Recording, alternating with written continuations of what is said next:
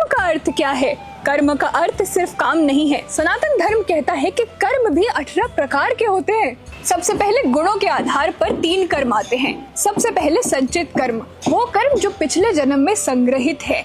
दूसरे प्रारब्ध कर्म, वो कर्म जो पिछले जीवन के हैं और आपको इस जीवन में भोगने पड़ेंगे। और फिर तीसरा आता है आगामी कर्म, जो आप इस जीवन में कर रहे हैं। दूसरे आते हैं वो कर्म जो गुणों के आधार पे हो, जो आपको श्रीमद् भगवद गीता में भी देखने मिलेंगे, जो है सात्विक, राजसिक और तामसिक कर्म। तीसरे आते हैं क्रिया के आधार पर, जिसमें 5 प्रकार हैं, जिसमें सबसे पहला आता है नित्य कर्म, वो कर्म जो आप प्रतिदिन करते हैं। फिर आते हैं निमित्तिक कर्म, वो कर्म जो आप किसी महत्वपूर्ण समय या संस्कार अनुसार या त्योहार अनुसार करते हैं। फिर आते हैं काम्य कर्म, जो किसी इच्छा या लाभ पाने के लिए किए जाते हो, जैसे कि व्रत या फिर दान। निषिद्ध कर्म, वो कर्म जो बिल्कुल गलत है और नहीं करने चाहिए। और फिर आते हैं प्रायश्चित कर्म, जो हम अपनी गलती सुधारने के लिए करते हैं। फिर आते हैं वो कर्म जो भाव के आधार पर हो, जिसमें 4 प्रकार है। सकाम कर्म, जिसमें फल की चिंता हो।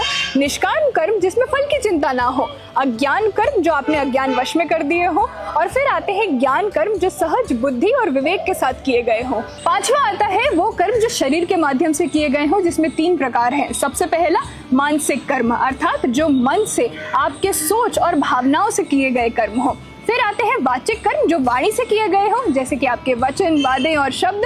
और फिर आता है शारीरिक कर्म, जो शारीरिक प्रयास से किए गए हो। ओम।